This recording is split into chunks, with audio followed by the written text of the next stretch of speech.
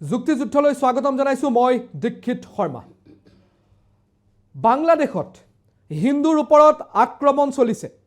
বাংলাদেশত সংখ্যালঘু হিন্দু অসুৰক্ষিত হৈছে আৰু বিশেষকৈ 5 আগষ্ট 2024 যেতিয়াৰ পৰা ক্ষমতাৰ পৰিৱৰ্তন হৈছে বাংলাদেশত হিন্দুসকল অধিক শংকিত হৈ পৰিছে। হিন্দুৰ ওপৰত আক্ৰমণৰ সংখ্যা বৃদ্ধি পাইছে। সমান্তৰালকৈ বাংলাদেশতো একত্ৰীকৰণ হৈছে হিন্দু সমাজৰ। এই প্ৰসংগক লৈ এতিয়া দেশৰ ৰাজনীতিও তুলপাৰ লাগিছে। ৰাজপথত নামি আহিছে অসমৰ পৰা আৰম্ভ কৰি দেশৰ ইপুৰৰ পৰা সিমূৰলৈ ৰাজপথত নামি আহিছে সাধাৰণ জনতা। বিদেশী ৰাষ্ট্ৰয়ো হিন্দুৰ ওপৰত হৈ থকা আক্ৰমণক লৈ প্ৰশ্ন উত্থাপন কৰিছে, হিন্দুৰ সুৰক্ষাক লৈ প্ৰশ্ন উত্থাপন কৰিছে। বাংলাদেশত হিন্দুৰ ওপৰত কিয় এনেধৰণৰ আক্ৰমণ বাৰম্বাৰ হৈ আছে? বাংলাদেশৰ বৰ্তমান চৰকাৰ কিয় চুপ হৈ বহি আছে? এয়া প্ৰশ্ন এই মুহূৰ্তত আমাৰ আপুনি যদি অসমত চাই অসমতো ৰাজপথত ওলাই আহিছে বিধায়কৰ সমৰ্থনত। বিধায়কক লৈ বহু লোক ৰাজপথত ওলাইছে। কাইলৈ সমগ্ৰ ৰাজ্যত এনেধৰণৰ প্ৰতিবাদী কাৰ্যসূচীৰ আয়োজন কৰা হৈছে।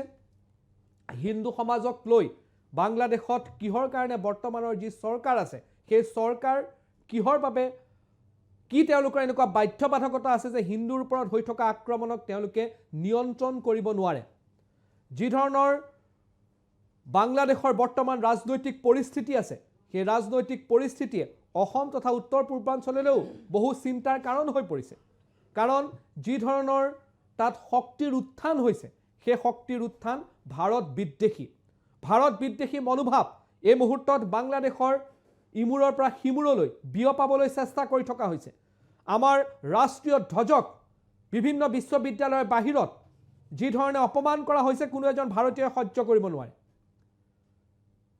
সেইখন বাংলাদেশ যিখন বাংলাদেশক গঠন কৰাত ভাৰতৰ ভূমিকা আছিলে, শ্বেখ মুজিবুৰ ৰহমানৰ নেতৃত্বত হোৱা আন্দোলনক য'ত সেইখিনি সময়ত পশ্চিম পাকিস্তানে মহিমূৰ কৰিবলৈ চেষ্টা কৰিছিল, সেই মুজিবুৰ ৰহমানৰ সমৰ্থনত মুক্তি বাহিনীয়ে অৰ্থাৎ ভাৰতীয় সেনাই মুক্তি বাহিনী নাম লৈ সোমাইছিল আৰু 1971 চনৰ কথা সেয়া সকলোৰে মনত আছে। কিন্তু সেই বাংলাদেশত এতিয়া সেইসকল শক্তি কোন যোনে ভাৰত বিদ্বেষী মনোভাৱৰ সৃষ্টি কৰিছে? এই বিষয়ে আজি আমি কথা পাতিম যুক্তিযুদ্ধত। মোৰ লগত বাংলাদেশত হিন্দু অসুৰক্ষিত হৈ থকাৰ এই প্ৰসংগত মোৰ লগত কেইবাজনো অতিথি আছে। মোৰ লগত আছে বিশ্লেষক অধ্যাপক ডক্টৰ সঞ্জীৱ গোস্বামী, মোৰ লগত আছে কংগ্ৰেছৰ মুখপাত্ৰ ৰূপা কলিতা দাস, মোৰ লগত আছে জ্যেষ্ঠ সাংবাদিক প্ৰণৱ বৰা, আপোনাক স্বাগতম জনাইছোঁ। আৰু মোৰ লগত আছে সুফিবাদ উন্নয়ন পৰিষদৰ মইনুল হক, আপোনালোক চাৰিওজনকে স্বাগতম জনাইছোঁ। আৰু প্ৰথমে মই ডক্টৰ সঞ্জীৱ গোস্বামীৰ পৰা অপেনিং ৰিমাৰ্ক এটা লৈ লওঁ। বাংলাদেশৰ শেহতীয়া পৰিস্থিতি, ভাৰত চৰকাৰৰ স্থিতি কি আৰু বাংলাদেশৰ এই পৰিস্থিতিৰ আঁৰত কোন, আপুনি কি ভাবে? ভাৰত চৰকাৰৰ স্থিতি মই ক'ব নোৱাৰিম। মই ভাৰত চৰকাৰৰ লগত লিংকো নাই আৰু মোৰ কোনো সেইবিলাক ইনফৰমেশ্যনো নাই। কিন্তু মই পৰিস্থিতিটো কি সেইটো ক'ব পাৰোঁ, বা মই যিখিনি গৱেষণা কৰি পাইছোঁ। অলপ দীঘলীয়া কৰিব পাৰোঁনে? আপুনি অপেনিং ৰিমাৰ্ক 1 মিনিটৰ ভিতৰত দিব। কিন্তু এই কথাটো হৈছে কি যে বাংলাদেশৰ যিটো গভৰ্ণমেণ্ট বদলিলে, শ্বেখ হাছিনাক খেদি পেলাই যেতিয়া মহম্মদ ইউনুছ পাৱাৰত আহিলে তেতিয়া সেই ইছলামিষ্ট শক্তিবিলাকে দখল কৰিলে। তেওঁলোকক জেলত যিবিলাক আছিলে সেইবিলাককো ৰিলিজ কৰি দিলে। আৰু মহম্মদ ইউনুছে ছেপ্টেম্বৰ মাহত এটা ইণ্টাৰভিউত কৈছে, PTI সেইটো পাব্লিছো হৈছে, যে এই আন্দোলনটো এইটো এটা পলিটিকেল আন্দোলন, এইটো কমিউনেল আন্দোলন নহয়। গতিকে তেওঁলোকে সেই পলিটিকেল আন্দোলনটো নি এনেকুৱা এটা পৰ্যায় পাইছেগৈ য'ত তেওঁলোকে দেশখনক এতিয়া ইছলামিক ৰাষ্ট্ৰ কৰিব বিচাৰি আছে। গতিকে সেইটোৰ এগেইনষ্টত চব মানুহ ওলাই আহিছে। মই পিছত আপুনি সময় দিলে মই গোটেই ডিটেইলছখিনি ক'ম। গতিকে ইয়াতে যিটো এতিয়া আপোনাৰ ইতিহাস যদি চোৱা যায়, জাৰ্মানীৰ পৰা আৰম্ভ কৰি কেম্বোডিয়াৰ পৰা ৰাৱাণ্ডাৰ পৰা বেলেগ বেলেগ দেশতো এই একেটা প্ৰচেছে ইউনাইটেড নেশ্যনছতো আছে, এইবিলাক বহুত লিটাৰেচাৰ। সেই একেটা প্ৰচেছতে গোটেই বস্তুবিলাক হৈছে যে প্ৰথমতে আপোনাৰ বক্তব্য আহে, সেই বক্তব্যৰ ওপৰত নিৰ্ভৰ কৰি পেলাই এটা ৰাজনৈতিক আন্দোলন হয়, আৰু সেই ৰাজনৈতিক আন্দোলন হোৱাৰ পিছত সংবিধান বদলে আৰু মাইনৰিটিৰ ওপৰত অত্যাচাৰ হয়। সেইটো এটা চলি আছে। সেই মাইনৰিটিৰ ওপৰত অত্যাচাৰটো যিটো আমি দেখি আছোঁ, কিন্তু তাৰ যিটো নেদেখা বস্তু হৈছে কি যে তেওঁলোকৰ সুপ্ৰিম কোৰ্টত এতিয়া কেছ হৈছে। আজি এসপ্তাহ আগতে তেওঁলোকৰ এটৰ্নি জেনেৰেলে কেছ কৰিছে যে তেওঁলোকৰ যিখন সংবিধানত ছেকুলাৰ শব্দটো আছিলে, ছেকুলাৰিজিমত বিশ্বাস কৰা, সেইটো উঠাই দিব লাগে আৰু তেওঁলোকে আকৌ ইছলামিক ৰাষ্ট্ৰ হ'ব বিচাৰি আছে। গতিকে সেইবোৰত তাৰ কিমান প্ৰভাৱ পৰিব অকল ভাৰতবৰ্ষতেই নহয় গোটেই বিশ্ব ব্ৰহ্মাণ্ডত যদি আপুনি ইয়াতে এখন ইছলামিক ৰাষ্ট্ৰ আৰম্ভ হৈ যায় তাৰ কি প্ৰভাৱ পৰিব সেকুলাৰিজম বাদ দি পেলাই ভাৰতত কি পৰিব ভাৰতত যিখিনি মাইনৰিটি মানুহ আছে তেওঁলোকৰ ওপৰত কি প্ৰভাৱ পৰিব এইবোৰ এটা বৃহৎ মানে ডাঙৰ ইস্যু এইটো আমেৰিকালৈকে তাৰ প্ৰভাৱ পৰিব যে এখন নতুনকৈ ইছলামিক ৰাষ্ট্ৰ জন্ম হৈ গ'ল গতিকে সেই কথাটো মানে খুব লাইটলি লোৱাও কথা নহয় গতিকে মই ভাবোঁ যে আজিতো বিজেপিৰ মানুহ মই দেখা নাই এতিয়া স্থিতিটো ক্লিয়াৰ কৰিবৰ কাৰণে তেওঁলোকৰো হয়তো কিবা সময় লাগিছে মই ঠিক ধৰিব পৰা নাই কিয় আমি নিমন্ত্ৰণ জনাইছিলোঁ তেওঁলোকৰ কোনো কিন্তু যি হওক নাহে বুলি আমাক জনালে অপেনিং সেইখিনিয়ে মই পিছত দিম ঠিক আছে ৰূপা কলিতা দাস কংগ্ৰেছৰ স্থিতিটো মই এই মুহূৰ্তত জানি ল'ব বিচাৰিছোঁ কংগ্ৰেছৰ স্থিতি প্ৰকাশ কৰাৰ আগতে ইতিমধ্যে গম পাইছোঁ যে আপুনি বিজেপিৰ পৰা প্ৰবক্তা বিচাৰিছিল কিন্তু তেওঁলোকে নপঠিয়ালে কিন্তু কি কাৰণে নপঠিয়ালে মই সৰ্বপ্ৰথমে জানিব বিচাৰোঁ আপোনাৰ পৰাই আপুনি জনালে ভাল পাম না আমি নিমন্ত্ৰণ জনাইছিলোঁ তেওঁলোকে কোনো ধৰণৰ এই বিষয়ত তেওঁলোক নাহে বুলি আমাক জনালে সেই গতিকে তেওঁলোকৰ হেৰি নাই তাৰমানে তেওঁলোকে তেওঁলোকৰ যোনটো স্থিতি সেই স্থিতিটো এতিয়ালৈকে তেখেতলোকে ল'বলৈ অপৰাগ হৈছে যাৰ বাবে এই বিষয়টোৰ পৰা তেওঁলোক পলাই থাকিবলগীয়া হৈছে আৰু আজিৰ তাৰিখত ভাৰতবৰ্ষৰ কেন্দ্ৰীয় চৰকাৰ থকা অৱস্থাত তেখেতলোকে আজি এই বিষয়টোৰ পৰা পলাই থকাটো আচলতে অতি দুৰ্ভাগ্যজনক কথা হৈছে সৰ্বপ্ৰথমে মই ক'ব বিচাৰিম যে বাংলাদেশ কেনেকৈ সৃষ্টি হ'ল আমি সকলোৱে অলপ চলপ পৰিমাণে হ'লেও জানো আমাৰ সেই সময়ৰ প্ৰধানমন্ত্ৰী শ্ৰীমতী ইন্দিৰা গান্ধীৰ প্ৰথম চৰ্তই আছিলে যে আমি দেশক আমি স্বাধীন হোৱাত আমি সহায় কৰিম মুজিবুৰক কৈছিলে কিন্তু তাৰ প্ৰথম চৰ্ত হ'ব লাগিব তাত থকা যিসকল আমাৰ হিন্দু লোক থাকিব সেই লোকসকলৰ সুৰক্ষা প্ৰথম চৰ্ত হ'ব লাগিব আৰু বাংলাদেশ মানে সেকুলাৰ হিচাপে থাকিব লাগিব এয়াই আছিল ইন্দিৰা গান্ধীৰ প্ৰথম চৰ্ত আৰু তাৰ বিনিময়তহে আচলতে ইন্দিৰা গান্ধী ডাঙৰীয়ানীয়ে ভাৰতীয় সেনাবাহিনীক তাত নমাই শেখ মুজিবুৰক সহায় কৰিছিল কাৰণ পশ্চিম পাকিস্তানে সেই সময়ত এই পূব পাকিস্তানক সাংঘাতিক ধৰণেৰে শোষণ কৰিছিলে অৰ্থনৈতিকভাৱেও শোষণ কৰিছিলে আৰু ভাষিকভাৱেও শোষণ কৰিছিলে অৰ্থনৈতিক আৰু ভাষিক শোষণৰ প্ৰভাৱতেই আচলতে বাংলাদেশৰ সৃষ্টি হৈছিলে এই কথা আমি পাহৰি পালে কেতিয়াও নহ'ব আৰু আজিৰ সেই বাংলাদেশত যিবোৰ ঘটনা আৰু পৰিঘটনা হৈছে সেই ঘটনা আৰু পৰিঘটনাবিলাকত মানে আমাৰ ভাৰতবৰ্ষ কিন্তু সাংঘাতিক ধৰণেৰে প্ৰভাৱান্বিত হয় গতিকে আজি ইমান দিন হৈ যোৱাৰ পিছতো ভাৰত চৰকাৰে নিজৰ ষ্টেণ্ডটো ক্লিয়াৰ কৰিব নোৱাৰাটো আচলতে অতি পৰিতাপৰ কথা আৰু আমি নিশ্চয় এইটো বিচাৰিম যে আমি যেনেকৈ ইয়াত সংখ্যালঘুৰ ওপৰত অত্যাচাৰ অনাচাৰ হ'লে আমি সজোৰে মানে মাত মাতোঁ ঠিক তেনেদৰে বাংলাদেশতো আমাৰ যিখিনি সংখ্যালঘু লোক আছে আমাৰ হিন্দু লোক আছে এই লোকসকলক সুৰক্ষা প্ৰদান কৰাৰ ক্ষেত্ৰতো আমি নিশ্চয় সজোৰে মাত আমি মাতিম আমি আমাৰ মাতি আহিছোঁ আৰু তাৰ কাৰণে কালিলৈ আপোনালোকে দেখিব যে প্ৰত্যেক মানে DC অফিচৰ সন্মুখে আমাৰ কিন্তু কাইলৈ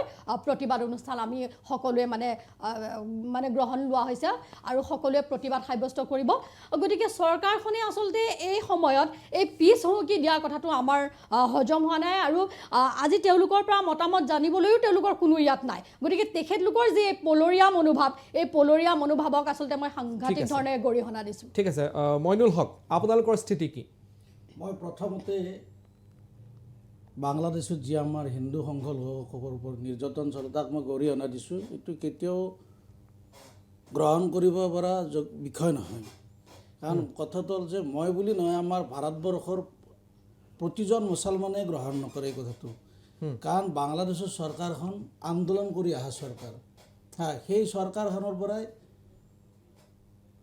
বাংলাদেশৰ জনসাধাৰণ আশা কৰিছিল যে বাংলাদেশত বাস কৰা সকলো জাতি ধৰ্মৰ লোকৰ সুৰক্ষাৰ ওপৰত উন্নয়নৰ দিশটো সম্পূৰ্ণৰূপে তেওঁলোকে প্ৰভাৱিত কৰিব বুলি আশা কৰিছিল আৰু তাৰোপৰি মই ভাৰত চৰকাৰকো মই অনুৰোধ জনাম যে বাংলাদেশ চৰকাৰৰ লগত সকলো ধৰণৰ সম্পৰ্ক আমাৰ ছেট কৰিব লাগে আমাৰ পৰা যিবিলাক তেওঁলোকে বস্তু নি আছে আমাৰ তাত যিটো প্ৰডাকশ্যন তেওঁলোকে সেই বহুত খাদ্য সামগ্ৰীৰ অভাৱ মই শুনা পাইছোঁ পিঁয়াজৰো তেওঁলোকৰ নাটনি হৈছে আমি এই মুহূৰ্তত ভাৰত চৰকাৰে এটা সিদ্ধান্ত ল'ব লাগে যেতিয়ালৈকে তেওঁলোকে আমাৰ তাত থকা হিন্দু ভাষাসকলক সুৰক্ষা নিদিয়ে তেতিয়ালৈকে আমাৰ ভাৰত চৰকাৰৰ পৰাই তেওঁলোক কোনো ধৰণৰ সকাহ দিয়া বা খাদ্য সামগ্ৰীকে ধৰি যিকোনো বস্তু দিয়াৰ ক্ষেত্ৰত বাধা প্ৰদান কৰিব লাগে তাৰোপৰি আমাৰ বাংলাদেশৰ প্ৰাক্তন প্ৰধানমন্ত্ৰী শ্বেখ হাছিনা বাইদেউক ইয়াত কি কাৰণত ৰখা হৈছে তেওঁক আশ্ৰয় দিয়া হৈছে না অন্য কিবা চুক্তি কৰি তেওঁক ৰখা হৈছে সেই কথাটো ভাৰত চৰকাৰে স্পষ্ট কৰিব লাগে গতিকে মোৰ কথাটো হ'ল যে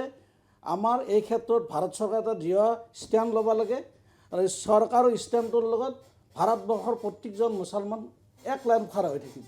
ঠিক আছে, মই জ্যেষ্ঠ সাংবাদিক আছে আমাৰ লগত প্ৰণৱ বৰা ডাঙৰীয়া, আপোনাৰ মই অপেনিং ৰিমাৰ্ক এটা লৈ ল'ব বিচাৰিছোঁ। এই বাংলাদেশত যিটো ঘটনা হৈ আছে, এই ঘটনাক লৈ পেলাই আপুনি কি ভাবে, আপোনাৰ স্থিতিটো কি?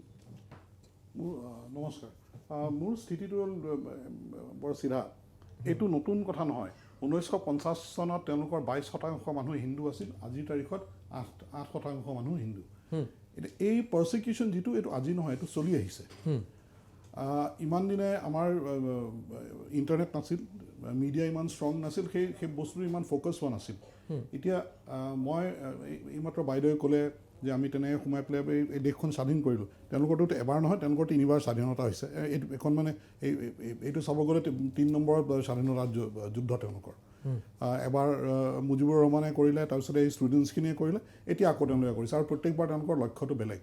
এতিয়া প্ৰশ্নটো হ'ল যে ভাৰত চৰকাৰে কি কৰিব। মই ভাৰত চৰকাৰৰ ৰেপ্ৰেজেণ্টেটিভ নহয়, কিন্তু মই ভাবোঁ this is a wait and see thing. কাৰণ যুক্তৰাষ্ট্ৰ আছে, বিভিন্ন ধৰণৰ অৰ্গেনাইজেশ্যন আছে পৃথিৱীত, ঘপকৈ কোনোবাই সোমাই গৈ পেলাই কিবা এটা কৰিব নোৱাৰে। কিন্তু য়েছ, দি ইকনমিক ব্লকেড হেজ বিগান, সেইটোতো আমি কাগজে পত্ৰই দেখোঁ। কাৰণ তেওঁলোকৰ এতিয়া টেক্সটাইল ইণ্ডাষ্ট্ৰী লৈ তেওঁলোকে হুলস্থুল কৰি থাকে। এতিয়া ৰ মেটেৰিয়েল ইয়াৰ পৰা যায়, সেইটো কমি আহিছে। তেওঁলোকৰ তেলৰ ছাপ্লাইটো কমি আহিছে, যিটো পাকিস্তানত হৈছে। তেওঁলোকৰ গেছৰ ছাপ্লাইটোও কমি আহিব। চ' এটা পইণ্টত তেওঁলোকে গৈ ৰখিব লাগে। কিন্তু ডাঙৰ কথাটো হ'ল এই যে আমি যে চবেই কৈ আছোঁ বাংলাদেশৰ চৰকাৰ, আজিৰ তাৰিখতো বাংলাদেশত চৰকাৰ নাই। যিখিনি মানুহ, মহম্মদ ইউনুছে he is answerable to the Jamaat. আৰু যিখিনি কথা এতিয়া সবাইকে ধৰে ধৰে জবাই কৰিব, সেইটো এটা বৰ ডাঙৰ ষ্টেটমেণ্ট। আৰু মোৰ কথাটো হ'ল যোৱা ইমান বছৰে যে কৈ আমাৰতো এখন চৰকাৰ নহয়, বহুত চৰকাৰ আহিল গ'লতো, কোনোতো মাত মতা নাই এইটো কথাৰ ওপৰত। বাংলাদেশৰ স্থিতিক লৈ পেলাই, বাংলাদেশৰ স্থিতি, ভাৰত চৰকাৰৰ কথা আপুনি কৈছে। ভাৰত চৰকাৰৰ কথা। আজি এতিয়া ভায়লেঞ্চটো বৰ অদ্ভুত ধৰণৰ হৈছে। মানে সেই 71 চনৰ পিছত চাগে এনেকুৱা ভায়লেঞ্চ এতিয়াহে হৈছে, মাজত তেনেকুৱা তেওঁলোকে ইমান বেয়াকৈ হোৱা নাই। আৰু এতিয়া কথাটো হ'ল তেওঁলোকৰ চৰকাৰ বুলিবলৈ নাই, পলিটিকেল চৰকাৰ এখন নাই তেওঁলোকৰ কমপ্লিটলি ৰেডিকেলাইজ জামাত এটা আছে, which is accountable to Pakistan. সেইটো আমি কাগজে পত্ৰই দেখিছোঁ, ইউটিউবে হৈ আমি ইণ্টাৰনেটত পঢ়িয়ে থাকোঁ, চাই থাকোঁ। আৰু সেইকাৰণে তেওঁলোকে গোটেই বস্তু চলাইছে। এতিয়া বাংলাদেশৰ মানুহে ঠিক কৰিব লাগিব তেওঁলোকক কি লাগে। কিন্তু মাজত যে হিন্দু মানুহখিনি আছে, সেই ষ্টেণ্ডটো ভাৰত চৰকাৰে ল'বই লাগিব। মই ভাবোঁ ল'ব, it's a matter of time. কাৰণ আমি এসময়ততো ছিকিমো লৈ থৈছোঁ। এসময়ত বাংলাদেশ যেতিয়া ক্ৰিয়েট হৈছে, কোনেওতো ভবা নাছিল এইটো অৱস্থা হ'ব, কিন্তু হ'ল। I think some step will be taken, and মই পাৰ্চনেলি ভাবোঁ that step has to be physical. সোমাই যাব লাগিব। কাৰণ মই ইয়াত I am a complete hardliner. I believe এইবিলাক অসমৰ ডিষ্ট্ৰিক্ট আছিল, তেওঁলোকক আমি এৰি দিলোঁ কাৰণে এই উৎপাতটো চলিল। ঠিক যেনেকৈ আমি আৰ্টিকল 370 আঁতৰাই দিলোঁ, যেনেকৈ আমি এৰি দুটাই কাশ্মীৰৰ উৎপাতটো চলিল, এওঁলোকক এৰি দুটাই উৎপাতটো চলিছে। We have to take our districts back. এটা কেনেকুৱা ধৰণৰ স্থিতি ল'ব লাগে আপোনাৰ দৃষ্টিত? This has to be a military stand. Dealing with Bangladesh has to be a military stand. It cannot be a political stand. কাৰণ তাত এই যে ধৰে ধৰে জবাই কৰিব, পুজো হতে দেব না, এইবিলাক বৰ ডাঙৰ ডাঙৰ ষ্টেটমেণ্ট। চাওক, এই চিন্ময় দাস নহয় তেখেতৰ নাম, ইস্কনৰ, তেখেত মই ধৰি লৈছোঁ হেৰি টেৰৰিষ্ট। ছাপ'জিং যদি তেখেত টেৰৰিষ্ট হয়, ইয়াতো বেলেগ, তেখেত টেৰৰিষ্ট, তেখেতৰ কমিউনিটিটো কিয় তেওঁলোকে হেৰি কৰিব, টাৰ্গেট কৰিব? কৰিছেতো। আজমল কাছাব ইয়াত ধৰা পৰিলে, ইয়াততো তেওঁলোকৰ তেখেতৰ ধৰ্মৰ মানুহক কোনেও টাৰ্গেট কৰা নাই। এজন মানুহক ধৰিছে, তেওঁ ইভেঞ্চুৱেলি গৈ ফাঁচি হৈছে। কালি তেওঁলোকৰ এক্সটাৰ্নেল এফেয়াৰ্ছ মিনিষ্টাৰ এগৰাকী মানুহে, ভদ্ৰমহিলা এগৰাকীয়ে কৈছে একটা আইনী প্ৰক্ৰিয়া আছে। আইনী প্ৰক্ৰিয়াটো ক'ত? মইতো নেদেখোঁ। মানুহজনক এৰেষ্ট কৰা হ'ল, তেখেতক বেইল দিয়া নাই, আইনী প্ৰক্ৰিয়াটো চলি থাকিব। কিন্তু এই ভায়লেঞ্চটো কিয় চলিছে? সেইটো এটা ডাঙৰ কথা। আৰু ভাৰত বিদ্বেষী এটা মনোভাৱ তাত কিয় আহিছে, সেইটো এটা কিন্তু চাবলগীয়া বিষয়। ভাৰত বিদ্বেষী মানে আপুনি চাব, যিটো অকণমান আপুনি ভিডিঅ'জবোৰ দেখিলে আমি যিকোনো ধৰণৰ দেখোঁ, বিদ্বেষটো নহয়, খং নহয়, সেইটো যেন ক'ৰবাত নহয় ক'ৰবাত এটা ক্ৰিমিনেলাইজ কৰিবলৈ বিচৰা হৈছে। No, I think this is completely religion based. আৰু এই radicalization যিটো আহিছে, it is not a local phenomenon. এইটো পৃথিৱী জুৰি বহুত দেশত হৈছে। আজি পেলেষ্টাইনৰ পৰা ৰেফিউজি চিৰিয়াত সোমাব নিদিয়ে দেই, ভয়ত। আজি ভাৰত ইজৰাইলৰ লগত থিয় হৈ দিছে, য'ত পেলেষ্টাইনক স্বীকৃতি দিয়া প্ৰথম দেশখন ভাৰত। ইন্দিৰা গান্ধীৰ সময়ত স্বীকৃতি দিছিল that we accept Palestine as a nation. মোৰ এতিয়া মনত আছে বিজ্ঞান ভৱনত নাম সমিতিত ফিডেল কাষ্ট্ৰই এনেকৈ হাতখন ঘূৰাইছিল ইন ভিক্টৰী। নাই আপুনি আৰু এটা প্ৰসংগ উত্থাপন কৰিছিল, মই আহিম বাকীসকলৰ লগত। আপুনি গোটেই চৰকাৰখিনিৰ ওপৰত, ভাৰত চৰকাৰৰ ওপৰত প্ৰশ্ন উত্থাপন কৰিছিল, আজিৰ বুলি নহয় পূৰ্বৰখিনি, সেইখিনি যদি আপুনি অকণমান এক্সপ্লেইন কৰে, কি ক'ব বিচাৰিছে আপুনি? তাৰমানে মই এইটোৱে ক'ব বিচাৰিছোঁ যে আমি যেতিয়ালৈকে মানে পানী আহি নাক নাপায় আমি মাত নামাতোঁ, সেইটো এক নম্বৰ কথা। আৰু চৰকাৰ যাৰে নহওক, তো কংগ্ৰেছৰ হওক, বিজেপিৰ হওক আৰু কাৰোবাৰ হওক, দেট ইজ বিচাইডছ দ্য পইণ্ট। 1971 চনৰ পৰা হৈছে, 71 চনৰ পৰাতো হৈ আহিছে। 1950 চনত 22% মানুহ আছিল, আজি 8% মানুহ আছে হিন্দু। কোনেও কিয় মাত নামাতিলে? অৰ্থাৎ এইটো হুলস্থুল যদি তাত নালাগিলে হয় তেন্তে আমি মাত নামাতিলে হয়। আজি যে কাগজে পত্ৰই ওলাইছে, মিডিয়াত ওলাইছে, বা চৰকাৰ কোনোবাই নহয় কোনোবাই কিবা এটা ষ্টেটমেণ্ট দিছে, যুক্তৰাষ্ট্ৰত কিবা এটা কোৱা হৈছে, ইউকেৰ হেৰিয়ে কৈছে, MP এজনে যে উই কণ্ডেম দিছ, এইটো হ'ব নালাগে। কিন্তু মানে আপুনি ভাৰতৰ এতিয়ালৈকে যিমান কংগ্ৰেছ চৰকাৰে হওক, কাৰণ বেছিভাগ সময় কংগ্ৰেছ চৰকাৰে আছিল, তাৰপিছত বিজেপি চৰকাৰো আছিল, আপুনি মেইনলি আপুনি কাৰ ওপৰত প্ৰশ্ন কৰিব বিচাৰিছে? তাৰমানে গোটেই বিষয়টো এই মুহূৰ্তত মেক্সিমাম সময় কংগ্ৰেছ চৰকাৰ আছিলে, তেওঁলোকে কিয় মাত নামাতিলে? আচ্ছা, মানে আপুনি ক'ব বিচাৰিছে যে এই পৰিস্থিতিটোত, মই যিটো আপোনাৰ কথাৰ পৰা অনুভৱ কৰিব পাৰিছোঁ, আপুনি যিখিনি কৈছে যে হিন্দু 22%ৰ পৰা এতিয়া 8% বা 4% পালেহি, আৰু যিহেতু মেক্সিমাম সময় কংগ্ৰেছ কেন্দ্ৰৰ শাসনাধিষ্ঠ দল আছিলে, গতিকে আপুনি তাৰমানে কৈছে যে কংগ্ৰেছে সময়মতে, যদি মই যিটো বুজিছোঁ দেই, যদি মই ভুল বুলি ক'ব, কংগ্ৰেছে যদি সময় থাকোঁতেও কিছু ব্যৱস্থা ল'লেহেঁতেন, সম্ভৱতঃ চাগে আজি এই পৰিস্থিতিটো বা হিন্দু তেনেধৰণে তাত শংকিত হ'ব লগা নহ'লহেঁতেন। নে আপুনি সেইটো ক'ব বিচাৰিছে? মই সেইটো ক'ব বিচাৰিছোঁ। আৰু কথাটো হ'ল যে ছেকুলাৰ শব্দটোৰ আঁৰত বহুত বেয়া কাম চলে। এই তাত তেওঁলোকে ছেকুলাৰিজমৰ আঁৰত এইখিনি কৰিলে, আৰু আমি তাত মাত নামাতিলোঁ, মাত মাতিব লাগিছিল। ঠিক আছে, ঠিক আছে। মই ৰূপা কলিতা দাদা এটা প্ৰতিক্ৰিয়া লওঁ, তাৰপিছত মই সঞ্জীৱ গোস্বামীৰ ওচৰলৈ যাম আৰু হক আপোনাৰ ওচৰলৈ যাম। কংগ্ৰেছৰ ওপৰত তেখেতে কৈছে যে আজি যিটো পৰিৱেশ আছে, ভাৰত সকলো চৰকাৰ আছিলে, কিন্তু কংগ্ৰেছ সৰ্বাধিক সময় আছিলে। ইন্দিৰা গান্ধীৰ সময়তে বাংলাদেশ হৈছিলে, কিন্তু তাৰ পাছতে দেখা পোৱা গৈছিল যে যি ধৰণৰ ব্যৱস্থা ল'ব লাগে সেইটো হোৱা নাই, যাৰ বাবে আজি 22%ৰ পৰা 8% বা 4% পাইছে। সময়ত কিয় কংগ্ৰেছে সিদ্ধান্ত নল'লে? এইটো তেওঁৰ অভিযোগ, আপুনি কি ক'ব? তেখেতৰ কথাকেইটা শুনিলোঁ, শুনি পেলাই আচলতে মানে তেখেতে কি বুজাব খুজিছে মই বুজি পোৱা নাই। কাৰণ ভাৰত এখন, বাংলাদেশ এখন বেলেগ ৰাষ্ট্ৰ হয়, আৰু সেই ৰাষ্ট্ৰখনৰ ভিতৰত চলি থকা কিছু ইণ্টাৰনেল কথা বতৰা ভাৰতে কেনেকৈ মাত মাতিব পাৰে? আপুনি মোক সেই কথাটো কওকচোন। বেলেগ এখন দেশত কিবা এটা অসুবিধা হৈ আছে, তাৰ বাবে আজিৰ তাৰিখত যদি কংগ্ৰেছক জগৰীয়া কৰে, মই ভাবোঁ সেইটো হাস্যাস্পদ কথা। 2 নম্বৰ কথা হ'ল, আজি বিজেপিৰ লোক আহিব লাগিছিলে, অহা হ'লে ভাল পালোঁহেঁতেন, কাৰণ তেতিয়া আমাৰ ক'বলৈ যথেষ্টখিনি কথা থাকিলেহেঁতেন। আজিৰ তাৰিখত বিশ্বগুৰুৰ দৰে এজন আমাৰ প্ৰধানমন্ত্ৰী আছে, যিজন নন বায়'লজিকেল, তেখেতে মানে জন্ম লাভ কৰা নাই, তেখেতে আবিৰ্ভাৱ হৈছে, আৰু ভগৱান দেৱ দেৱতাৰ লগত তেখেতৰ ডাইৰেক্ট কানেকশ্যন আছে। গতিকে তেনেকুৱা এজন ব্যক্তিয়ে ভাৰতক প্ৰতিনিধিত্ব কৰি থকাৰ সময়ত, আৰু যিটো সময়ত তেখেতলোকৰ এটা শ্লোগান হৈছে অখণ্ড ভাৰত, আজি অখণ্ড ভাৰতৰ যি শ্লোগান দিয়া সেই দলটোৱে যোৱা 10টা বছৰ, এতিয়া 11 নম্বৰ বৰ্ষটোত ভৰি দি আছে, 10টা বছৰ দীৰ্ঘকালীন সময়, এই কম সময় নহয়।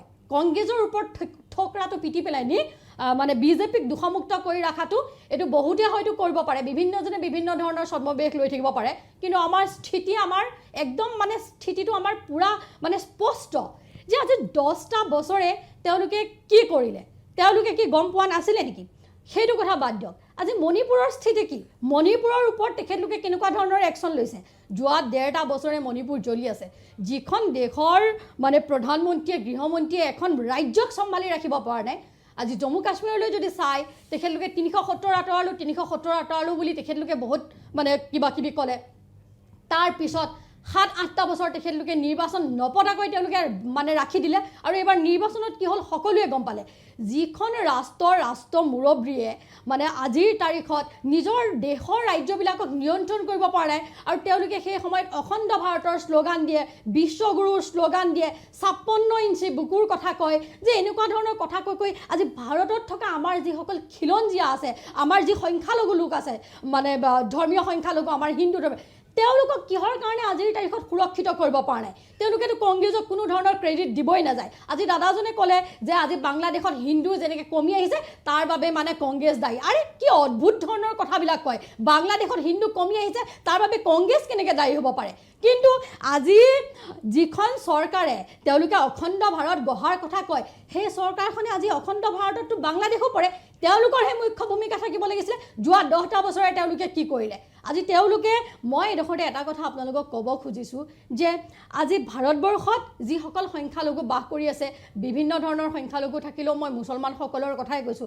আজি মুছলমানসকলৰ ক্ষেত্ৰত যেনেকুৱা ধৰণৰ সাম্প্ৰদায়িক বক্তব্য কিছুমান মানে প্ৰকাশ কৰি থকা হয় যেনেকৈ হিন্দু মহিলাৰ মানে মংগলসূত্ৰ কাঢ়ি ল'ব হিন্দুৰ ছোৱালীক উঠাই নিব বিভিন্ন ধৰণৰ নিৰ্বাচন অহাৰ লগে লগে আজি ভাৰতত বসবাস কৰা সেই মাইনৰিটিছসকলে যদি কয় যে বেলেগ দেশে আমাক আহি পেলাই নি সুৰক্ষা প্ৰদান কৰিব লাগে তেওঁলোকে যদি সৌদি আৰবক কয় তেওঁলোকে যদি পাকিস্তানক কয় তেতিয়া আমাৰ দেশৰ মানুহে কি ভাবিব যে তেওঁলোকে আমাৰ খাইছে আমাৰ দেশৰ আৰু তেওঁলোকে কিন্তু গুণ গায় বেলেগৰ গতিকে তেনেকুৱা এটা ধৰণৰ কথা যে ভাৰত এখন আমাৰ পূৰ্ণাংগ ৰাষ্ট্ৰ আমাৰ ৰাষ্ট্ৰই ইয়াত আমাৰ ভিতৰত যিবোৰ ঘটনা পৰিঘটনা হ'ব আমাৰ ৰাষ্ট্ৰই তাক সলভ কৰিব কিন্তু তাৰ বাবে বেলেগ ৰাষ্ট্ৰক যদি ইয়াত বসবাস কৰা লোকে আহ্বান কৰে সেইটো নিশ্চয় চিন্তনীয় কথা আৰু বাংলাদেশৰ ক্ষেত্ৰতো সেই একেটাই কথা হৈ আছে কিন্তু আমাৰ ভাৰত চৰকাৰৰ স্থিতি কি আজিৰ তাৰিখলৈকে ক্লিয়াৰ নোহোৱাটো কিন্তু বৰ সাংঘাতিক এটা প্ৰতিক্ৰিয়া আপুনি দিব বিচাৰিব তেখেতৰ কথাত এটাই কথা মই ক'ম যে তেখেতে যিটো ক'লে যে প্ৰত্যেকখন দেশৰ ইণ্টাৰনেল কিছুমান কথা থাকে আজি কিন্তু মহম্মদ ইউনুছৰ মতে আজিৰ তাৰিখত যিটো হৈ আছে সেইটো বাংলাদেশৰ ইণ্টাৰনেল কথা সেই হিচাপে চাব গ'লে আমি মাত মাতিব নোৱাৰোঁ কিন্তু কথাটো হ'ল আমাৰ মানুহ য'ত আছে তাত অত্যাচাৰ চলিলে আমি মাত মাতিবই লাগিব আৰু আমি মাত মাতিমেই চৰকাৰ যোনেই নাথাকক ঠিক আছে হক ডাঙৰীয়া আপোনাৰ ওচৰলৈ আহিছোঁ আপোনাৰ গোটেই স্থিতিটো কি আপোনালোকৰ আমাৰ স্থিতিৰ কথা আমি সেই ভাৰত চৰকাৰৰ অনুৰোধ বাংলাদেশৰ লগত সকলো ধৰণৰ সম্পৰ্ক ছেট কৰিবলৈ জুই পানী সকলো ধৰণৰ তেওঁলোক পৰাই আমি যি আমাৰ চুক্তি সকলো চুক্তি ছেট কৰিবলৈ শ্বেখ হাছিনা মোৰ কথাটো শ্বেখ হাছিনা বাইদেউ কি কাৰণত ইয়াত আশ্ৰয় দিয়া হ'ল এটা ডাঙৰ বিষয় দেই কাৰণ তেওঁক আশ্ৰয় দিয়া হ'লে ৰাজনীতিক আশ্ৰয় নাই কি আশ্ৰয় কেনেকৈ কি আছে সেই বিষয়টো কিন্তু ভাৰত চৰকাৰে এতিয়াও প্ৰশ্ন কৰা নাই সেইটো এটা প্ৰশ্নৰ বিষয় হৈ গৈছে গতিকে সেইটো চৰকাৰে প্ৰশ্ন কৰিব লাগে আৰু তেওঁলোকৰ লগত কোনো ধৰণৰ সম্পৰ্ক ৰাখিব নালাগে আমি মই আৰু আপোনালোকৰ আজি চেনেলৰ মাধ্যমৰ জৰিয়তে ভাৰতবৰ্ষৰ প্ৰতিজন মুছলমান নাগৰিকক অনুৰোধ জনাইছোঁ যে বাংলাদেশৰ চৰকাৰৰ বিৰুদ্ধে বাংলাদেশৰ জনসাধাৰণৰ বিৰুদ্ধে প্ৰত্যেকজন মুছলমানে ৰাজপথত ওলাই আহি বাংলাদেশত থকা হিন্দু ভাইসকলৰ সুৰক্ষাৰ কাৰণে প্ৰতিবাদ কৰাৰ কাৰণে মই এই চেনেলৰ জৰিয়তে আহ্বান জনালোঁ আজি হয় ডক্টৰ সঞ্জীৱ গোস্বামী এই গোটেই প্ৰসংগত আপুনি কি ক'ব মই ভাবোঁ যে এইটো বহুত লিমিটেড মানে ডিছকাশ্যন হৈ আছে মোৰ মতে এইটো ইয়াতকৈ বহুত বহল যিটোৰ কাৰণে কিছুমান বস্তু আমি দেখা পোৱা নাই হয় আমি যদি 1945লৈ ফিৰি যাওঁ তেতিয়াহ'লে আপুনি দেখিব যে যেতিয়া জাৰ্মানীয়ে জুবিলাকৰ ওপৰত অত্যাচাৰ চলাইছিলে তেতিয়া প্ৰথমতে কিছুমান ষ্টেটমেণ্ট আহিছিলে জুবিলাকৰ এগেইনষ্টত আৰু তাৰপিছত জুবিলাকৰ ওপৰত সেই হল'কষ্ট হ'ল য'ত মানে কোটি কোটি মানুহ তেওঁলোকে মাৰিলে তাৰপিছত আপুনি যদি আপুনি যদি কেম্বোডিয়ালৈ যায় তাতে খেমেৰ ৰুজ আছিলে খেমেৰ ৰুজৰ সেই পলপটৰ গভৰ্ণমেণ্টে সেই একেই ধৰণৰ পদ্ধতিত মাইনৰিটিবিলাকৰ ওপৰত অত্যাচাৰ চলালে আপুনি যদি আকৌ তাৰপিছত আফ্ৰিকাত যায় 1984ত ৰাৱাণ্ডাত 4 মাহৰ ভিতৰতে 5 লাখ মাইনৰিটি মানুহ মাৰিছিলে এই একেই পদ্ধতিত যিটো ছিষ্টেমত চলিছে সেই একে ছিষ্টেমতে এতিয়া বাংলাদেশতো চলি আছে প্ৰব্লেমটো হৈছে যে সেইবিলাকতো আমেৰিকাই যুদ্ধ কৰিব লগা হৈছিলে আজি বৰা ডাঙৰীয়াই যিটো কথা কৈছে যে ইণ্ডিয়াই আৰ্মি পঠাব লাগে 1971তো কিন্তু ইণ্ডিয়াই ডাইৰেক্টলি আৰ্মি পঠোৱা নাছিলে প্ৰথমতে মুক্তি বাহিনী সোমাইছিলে আৰু ইণ্ডিয়ান আৰ্মিও সেই লুঙি গেঞ্জি পিন্ধিয়ে সোমাইছিলে মুক্তি বাহিনী হৈ গতিকে আৰ্মি সোমোৱা নাছিলে এখন দেশত আজি ভাৰতে আৰ্মি পঠাই দিব নোৱাৰে এইটো সম্ভৱ নহয় এইটো যুদ্ধ হৈ যাব পুৰা ইয়াত দুখন যুদ্ধ চলিয়ে আছে পৃথিৱীত বিৰাট ডাঙৰ ইউক্ৰেইন আৰু ইজৰাইলত আৰু এখন যুদ্ধ ইয়াতে কিয় আৰম্ভ কৰি ল'ব এইটোতো কোনো হেৰি নাই গতিকে সেইটো আৰু কংগ্ৰেছৰ স্প'ক্স পাৰ্চনেও সেই কথাটো ঠিকেই কৈছে যে ইয়াতে যদি মুছলমানে চাউদি আৰবিয়াৰ মানুহ মাতি আনে তেতিয়াহ'লে তাতে হিন্দুৱে আকৌ ইণ্ডিয়াক কিয় মাতি আনিব গতিকে ইণ্ডিয়াও ঘপককৈ তাতে সোমাই দিব নোৱাৰে যিটো আমাৰ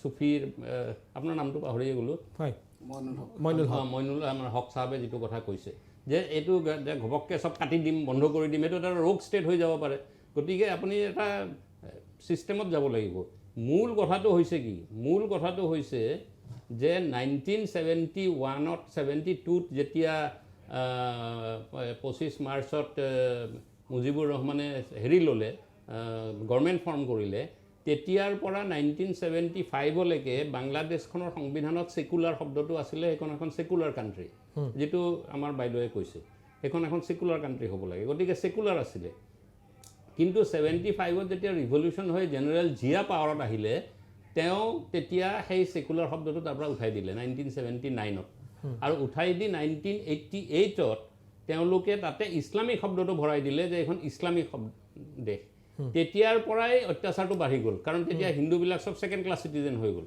ইছলামিক বিলাক কাৰণ সেইখন আৰু সেকুলাৰ কাণ্ট্ৰি নহয় 1988ৰ পৰা সেই প্ৰবলেমটো হৈছে এই প্ৰবলেমটো হোৱাৰ পিছত যেতিয়া তাত আকৌ গভৰ্ণমেণ্ট ফৰ্ম চেঞ্জ হ'ল এই গভৰ্ণমেণ্ট চেঞ্জ হওঁতে শেখ হাছিনা পাৱাৰত আহিলে শেখ হাছিনাই আকৌ সংবিধানখন বদলাব যাওঁতে কেছ হ'ল আৰু কেছ হওঁতে বাংলাদেশৰ সুপ্ৰিম কোৰ্টে ক'লে যে নহয় 72ত যিটো সেকুলাৰ শব্দ আছিলে সেইটো সংবিধানত আকৌ ভৰাব লাগিব গতিকে সেইটো হোৱাৰ পিছত আকৌ এপিল হ'ল এপিলখন 2011ত তেতিয়া শেখ হাছিনাই আছিলে আৰু তেতিয়া সেই সংবিধানখন এপিল 2011ত তেওঁলোকে কেছত হাৰিলে মানে অপজিট পাৰ্টি আৰু শেখ হাছিনাই সেকুলাৰ শব্দটো তাত ভৰালে তেতিয়াৰ পৰা শেখ হাছিনাৰ সেকুলাৰ গভৰ্ণমেণ্ট চলি আছিলে গতিকে সেই সময়ত আমাৰ কংগ্ৰেছৰ বাইদেৱে কোৱাৰ দৰে তেতিয়া যেহেতুকে সেকুলাৰ গভৰ্ণমেণ্টে কৰিব লাগে তেখেতেও কৈ আছে আৰু সেকুলাৰ গভৰ্ণমেণ্ট হৈছে সেই সময়ত আৰু ভাৰত চৰকাৰে তাতে মাথা মাৰা কোনো কথা নাই তেতিয়া মোদীও পূজা কৰিব গৈছে সেকুলাৰ গভৰ্ণমেণ্ট হৈছে সেকুলাৰিজম আহিছে আৰু যিমানবিলাক ইনফেক্ট 1972ত যিবিলাক ইছলামিক মানে মানুহ আছিলে যিবিলাকে ইছলামিষ্ট আছিলে আৰু আৰ্মি লীগক অপ'জ কৰিছিলে 72ত কিন্তু সেইবিলাকক এই 2018 মানত এইটো আজি প্ৰায় 45 বছৰৰ পিছত সেইবিলাক মানুহ তেতিয়া যদি 40 বছৰ আছিল আজি কিজানি 75 বা 80 বছৰ হৈ গ'ল সেই তেনেকুৱা 100 কিমানজন মানুহক ফাঁচি দিছে ইমান বছৰৰ মূৰত আৰু এই যিমান ইছলামিক মানুহ আছিলে ইছলামিক নহয় ইছলামিষ্ট সেই ইছলামিষ্ট মানুহবিলাক জেলত ভৰাই থৈছিলে কিন্তু এই আন্দোলনটো হওঁতে শেখ হাছিনা পলাই আহিলে আমাৰ হকে কৈছে যে ইয়াতে ইণ্ডিয়াত কি হিচাপে ইণ্ডিয়াত অভিয়াছলি ভিসা লৈ আছে এজন মানুহ পলাই আহিলে আপুনি যদি তছলিমা নাছৰিনক চাই তছলিমা নাছৰিনো পলাই আহিছিলে তছলিমা নাছৰিনে কিন্তু হাছিনাৰ অপোজত আছিলে আৰু হাছিনাক অপোজ কৰি ইণ্ডিয়াত আহিছিলে আৰু ইণ্ডিয়াত বহুত বছৰ আছিলে ভিসা লৈ পেলাই পিছত ভিসাখন ৰিনিউ নকৰিলে পিছত তেখেতে নৰৱেত গুচি গ'ল এতিয়া শেখ হাছিনাও ইয়াতে ভিসা লৈ আছে ভিসা থিসা নোহোৱাকেতো আৰু এটা মানুহ থাকিব নোৱাৰে গতিকে সেইটো এতিয়া তেওঁ কেনেকৈ আছে সেইটো আমাৰ লক্ষ্য নহয় লক্ষ্যটো হৈছে যে এই প্ৰেজেণ্ট গভৰ্ণমেণ্টটোৱে এতিয়া আজি এসপ্তাহ আগতে সুপ্ৰিম কোৰ্টত আকৌ মানে কেছ ফাইল কৰিছে আৰু বাংলাদেশৰ সুপ্ৰিম কোৰ্টত আৰু এটৰ্নি জেনেৰেল আব্দুল জামানে আৰ্গিউ কৰিছে যে 15th এমেণ্ডমেণ্ট যিটো তেওঁলোকে 15th এমেণ্ডমেণ্টটো কৰি পেলাই তেওঁলোকে সেকুলাৰ শব্দটো ভৰাইছিলে হাছিনাই এই 15th এমেণ্ডমেণ্টটো খাৰিজ কৰি দিব লাগে আৰু ইয়াতে ইছলামিক শব্দটো ভৰাব লাগে এখন আল্লাহৰ দেশ হ'ব লাগে কাৰণ ইয়াতে মুছলিম মেজৰিটি আৰু আল্লাহৰ কোৰাণত লিখা আছে যে সবে সমমৰ্যাদা পাব গতিকে ইয়াতে এইটো কোনো ভয় খাব নালাগে কিন্তু এইটো আমি কেনেকৈ মানি ল'ম আমাৰ দেশে মই দেশ হিচাপে কৈছোঁ এতিয়া ইয়াতে কোনো হিন্দু আৰু খ্ৰীষ্টিয়ানৰ কথা নাই ইয়াতে মুছলিম বহুত মানুহেও সেইটো অপ'জ কৰি আছে আজি যে বাংলাদেশত যে হিন্দুৰ আন্দোলনটো আপুনি অলপ আগতে কৈছে যে 5 লাখ মানুহে কেনেকৈ বা 5% মানুহে ইমান ডাঙৰ আন্দোলন কেনেকৈ কৰিছে একচুৱেলি অকল 5% নহয় আওয়ামী লীগৰো যিমান লক্ষ লক্ষ মানুহ আছে সবে সেইটো অপ'জ কৰিছে যে আমাৰ দেশখন ইছলামিক দেশ হ'ব নোৱাৰে পৃথিৱীত আপুনি টিকি থাকিব নোৱাৰিব যদি ইছলামিক দেশ হয় গতিকে তেওঁলোকে সেকুলাৰ হোৱা বিচাৰে গতিকে গোটেই বাংলাদেশখন আজি জ্বলিব ধৰিছে অকল হিন্দুৰ আন্দোলন হৈ থকা নাই এতিয়া আৰু এইটোত এতিয়া ট্ৰাম্পৰ নিচিনা মানুহে আমেৰিকা হাজাৰ হাজাৰ কিলোমিটাৰ দূৰত তেওঁ বাংলাদেশৰ লগত কোনো বিজনেছো নাই তেওঁলোকৰ কোনো লেনদেনো নাই কিন্তু তেওঁ কৈছে যে নহয় এইটোত মানে ঠিক হোৱা নাই এইটো বন্ধ কৰিব লাগিব কাৰণ ট্ৰাম্পেও ষ্টেটমেণ্ট দিছে ভাৰতে ষ্টেটমেণ্ট নিদিব পাৰে কিন্তু ভাৰতেও তাক লৈ পেলাই যি য'ত কৰিব লাগে সেই ব্যৱস্থাবিলাক কৰি আছে ফাইনেলি কি ষ্টেপ লয় কি ৰূপ লয় সেইটো মই আজি এতিয়া ক'ব নোৱাৰোঁ এইটো ভাৰত চৰকাৰৰ কথা কিন্তু মই ভাবোঁ যে এখন যে ইছলামিক ৰাষ্ট্ৰ বনাবলৈ তেখেতসকলে আকৌ সেই যিবিলাক ইছলামিষ্ট মানুহ যিবিলাক জেলত ভৰাই থৈছিলে জামাতে ইছলামীৰ নিচিনা সংগঠনৰ সেইবিলাকক আকৌ তেওঁলোকে জেলৰ পৰা এৰি দিছে আৰু মহম্মদ ইউনুছৰ ডাইৰেক্টলি কৈছে যে এইটো এটা পলিটিকেল আন্দোলন যে আমি এইটো একচুৱেলি ইছলামিষ্ট কৰিব বিচাৰোঁ আৰু তেওঁলোকৰ লগত সেই কিছুমান এনেকুৱা ৰেডিকেল টাইপ মানুহ ইনভলভ আছে যিবিলাকে আমেৰিকাৰ পৰা ফাইনেন্সিং কৰে যিবিলাক মানে ডিপ ষ্টেট বুলি বহুতে কয়, আজি আমেৰিকাতো কয়, ইয়াতো কয়, সেইবিলাকৰ যিহেতুকে ইনভলভমেণ্টটো আছে, গতিকে ভাৰতবৰ্ষই ভাৰতৰ ছাইডত in the mean time Pakistan, প্ৰথমতে পাকিস্তানো ছেকুলাৰ আছিলে, পিছত ইছলামিক হৈ গ'ল। এতিয়া ইয়াতো এখন ইছলামিক কাণ্ট্ৰি হোৱাটো নিবিচাৰে। ভাৰত চৰকাৰে কংগ্ৰেছৰে হওক বা বিজেপিৰে হওক সেইটো খাৰিজ কৰি পেলাই কংগ্ৰেছৰ সময়তে সেই সময়ত সেইটো ছেকুলাৰ কৰাইছিলে। আৰু হাছিনা তাতে আছিলে, টেৰৰিজিমৰ কথা আছে, অসমৰ টেৰৰিজিমৰো কথা আছে। গতিকে সেই গোটেই পৰিপ্ৰেক্ষিতত মই ভাবোঁ যে এইটো এটা ডাঙৰ ইছলামিষ্ট ব্যৱস্থা কৰিবলৈ চিৰিয়াৰ নিচিনা যিটো কৰিবলৈ গৈ আছে বাংলাদেশখন, সেইটো ভাৰতবৰ্ষৰ বা ভাৰতৰ মানুহে বা বাংলাদেশৰ মানুহেও কোনোপধ্যে একচেপ্ট কৰিব নোৱাৰে। আৰু সেইকাৰণেহে আজি এতিয়া অসমত আন্দোলন হৈছে বা বেংগলত আন্দোলন হৈছে বা দিল্লীত আন্দোলন হৈছে। আন্দোলনটো এইকাৰণে মোৰ মতে হোৱা নাই যে অকল হিন্দুকেইটা বচাই দিলে আমাৰ কাম চেচ। হিন্দুকেইটা বাৰু বাচি গ'ল। সিহঁতে যদি কৈ দিয়ে যে হিন্দুকেইটা আমি চবকে ডবল দুইতলীয়া ঘৰ বনাই দিম আৰু চবকে আমি সোণৰ চেৰিডাল দি দিম, তেতিয়া আমি মনে মনে থাকিম নেকি? যদি এখন ইছলামিষ্ট দেশ হৈ যায়, যদি একেবাৰে ইয়াৰ প্ৰভাৱটো কি পৰিব পাৰে? মই হক ডাঙৰীয়াৰ পৰা আৰম্ভ কৰিছোঁ। এইটো ইয়াৰ প্ৰভাৱ কিন্তু অসমতো পৰিব। ইয়াৰ প্ৰভাৱ আমি সকলোতকৈ ডাঙৰ আমাৰ ওপৰতে পৰিব, বা আমাৰ যি উত্তৰ পূৰ্বাঞ্চল আছে আমি ডাইৰেক্টলি আমি ইয়াৰ ক্ষেত্ৰত আমি মানে কি ক'ব প্ৰভাৱিত হ'ম। আপোনাৰ মনে কি কয়, কি হোৱাটো উচিত? কেৱল এটা শব্দ কৈ দিলে নহয়। ইছলামিক দেশ হয়, সেই প্ৰভাৱটো অকল বাংলাদেশতে নাথাকে। আজি ভাৰতবৰ্ষতো হিন্দু ৰাষ্ট্ৰ দাবী কৰি আছে, ইয়াতো সেই দাবীটো ইয়াতো তেতিয়া হিন্দু ৰাষ্ট্ৰ হ'বলৈ যাব। তেওঁলোকে ভাবাটো উচিত। ভাৰতবৰ্ষত মই আপোনাক ক্লিয়াৰ কৰি দিওঁ, ভাৰতবৰ্ষত ভাৰত চৰকাৰে বিচৰা নাই। এইটো কিছুমান NGO কিছুমান ইণ্ডিভিজুৱেল মানুহে বিচাৰি থাকে, সেইটো বেলেগ কথা। কিন্তু তাত চৰকাৰে বিচাৰিছে আজিৰ ডেটত। এই হাছিনাৰ চৰকাৰে বিচৰা নাছিল, এই বৰ্তমান চৰকাৰে বিচাৰি আছে। ঝামেলাটো তাতে হৈছে। চৰকাৰ যে তেওঁলোক, মইতো চৰকাৰ বুলি নকওঁ, তেওঁলোকতো আন্দোলন কৰি এখন চৰকাৰ খেদি পঠোৱা। তেওঁলোক চৰকাৰ বুলি স্বীকৃতি দিব নোৱাৰি, কাৰণ তেওঁলোকতো ৰাইজৰ দ্বাৰা নিৰ্বাচিত হোৱা প্ৰতিনিধি নহয়। তেওঁলোক আন্দোলন কৰি চৰকাৰ আছে। আজি বাংলাদেশখন ইছলামিক ৰাষ্ট্ৰ হোৱাৰ লগে লগে সেই প্ৰভাৱটো ভাৰতবৰ্ষক সাংঘাতিক ধৰণে পৰিব। গতিকে সময় থাকোঁতে বাংলাদেশো চিন্তা কৰা উচিত। তেওঁ যদি এজন যদি প্ৰকৃত ইছলামিক মানুহ হয়, তেওঁ কেতিয়াও হিংসা নিদ্ৰা নিবিচাৰে। ধৰ্ম নিৰপেক্ষটো সকলো ইছলাম ধৰ্মীয় বাংলাদেশৰো বহুত চুফিবাদী মানুহ বিচাৰে, কিন্তু আপোনালোকে জানে চুফিবাদীসকলক। কিন্তু তাত যিবিলাক মৌলবাদী বুলি মই পাম, সেই মৌলবাদী ভাৱধাৰা মানুহবিলাকে ইছলামিক দেশ বিচাৰে, মৌলবাদীসকলক। গতিকে আজি বাংলাদেশৰ জনসাধাৰণক তাত বিশ্বৰ ইছলাম ধৰ্মীয় লোকসকল সুৰক্ষিত থকা যিসকল ইছলামিক লোকে বিচাৰে, তেওঁলোক মোৰ অনুৰোধ, বাংলাদেশৰ লোকসকল, ইছলাম ধৰ্মীয় লোকসকল অনুৰোধ, তেওঁলোকে যাতে বাংলাদেশখন কেতিয়াও ইছলামিক দেশ হ'বলৈ নিদিয়ে। বাংলাদেশক ধৰ্ম নিৰপেক্ষ দেশ হিচাপে থাকক। আজি নেপাল সেইদিনালৈকে আপোনাৰ কি বুলি কয় হিন্দু ৰাষ্ট্ৰ আছিল। তেওঁলোকে সংবিধান সংশোধন কৰি তেওঁলোকে আজি তাত ধৰ্ম নিৰপেক্ষ শব্দটো উঠাই দিছে। কি ধৰ্ম নিৰপেক্ষ দেশ এখনত সকলো দিশতে উন্নয়ন হোৱাটো সম্ভৱ, আৰু মানুহৰ যিটো সম অধিকাৰ ঠিকে থাকে। সম অধিকাৰ থাকিলে দেশখন আগবাঢ়ি যাব পাৰে। গতিকে আমাৰ কথাটো ক্লিয়াৰ যে ভাৰতবৰ্ষৰ বাস কৰা প্ৰতিজন মুছলমানেই বাংলাদেশখন এখন ধৰ্ম নিৰপেক্ষ দেশ হৈ থকাটো বিচাৰে, আৰু সদায় বিচাৰিব। ঠিক আছে, মই ৰূপা কলিতা দাস আপোনাৰ ওচৰলৈ আহিছোঁ। কংগ্ৰেছৰ ওপৰত কিন্তু প্ৰশ্ন উত্থাপন হৈ থাকে, কাৰণ কংগ্ৰেছৰ ওপৰত এইটো প্ৰশ্ন সময়ে সময়ে উত্থাপন হৈ থাকে যে কংগ্ৰেছে কিছু সময়ত 1971 চনত সেইখিনি সময়ক বাদ দি তাৰপিছত যিখিনি ক্ষেত্ৰত বাংলাদেশৰ সৈতে সম্পৰ্ক কৰিব লাগিছিল, বা অসমৰ ক্ষেত্ৰতে যদি আপুনি চায় সীমা বিবাদ বহু আছিলে, বহুত এনক্লেভ আছিলে, সেই এনক্লেভসমূহক সময় থাকোঁতে বন্ধ কৰি নিদিলে, যিটো বা সেইখিনি সময়ত পদক্ষেপ গ্ৰহণ নকৰিলে। 2011 চনত মনমোহন সিং থাকোঁতে এটা পদক্ষেপ লৈছিল, কিন্তু সেইটো 2014 চনলৈ যেতিয়া নৰেন্দ্ৰ মোদী আহে সেইটোহে তেতিয়া কাৰ্যকৰী হয়, যেতিয়া যিটো এনক্লেভ আছিলে সেইখিনিক সীমাৰ যি বিবাদ আছিল সেই বিবাদখিনি নিষ্পত্তি কৰা হয় ভাৰতৰ বাংলাদেশৰ মাজত, আৰু বিশেষকৈ অসমৰ লগত ৰিলেটেড থকা। কিন্তু কংগ্ৰেছৰ ক্ষেত্ৰত কিন্তু এইটো অভিযোগ বাৰম্বাৰ আহে যে ক'ৰবাত নহয় ক'ৰবাত কংগ্ৰেছে বহুবাৰ ঢিলাই দিলে যিখিনি কথা, যাৰ পৰিণাম আজি গোটেই ৰাজ্যই বা গোটেই দেশে ভুগি থাকিব লগা হৈছে। হয় নেকি বাৰু কথাটো? আপুনি এটা কথা উল্লেখ কৰিলে যে মনমোহন সিং ডাঙৰীয়াৰ সময়তে বাংলাদেশৰ লগত কেনেকৈ ভূমি প্ৰদান কৰা হৈছিলে চুক্তি সাপেক্ষে, এই কথাখিনিতো আপুনি ইতিমধ্যে প্ৰকাশ কৰিছে। এতিয়া মই কথা এটা কওঁ, অসম গণ পৰিষদ চৰকাৰেও 10 বছৰ শাসন কৰিলে, আৰু আজিৰ তাৰিখত বিজেপি চৰকাৰৰ 10 বছৰ হ'বলৈ গৈ আছে। 20 বছৰ সময়ো কিন্তু কম নহয়।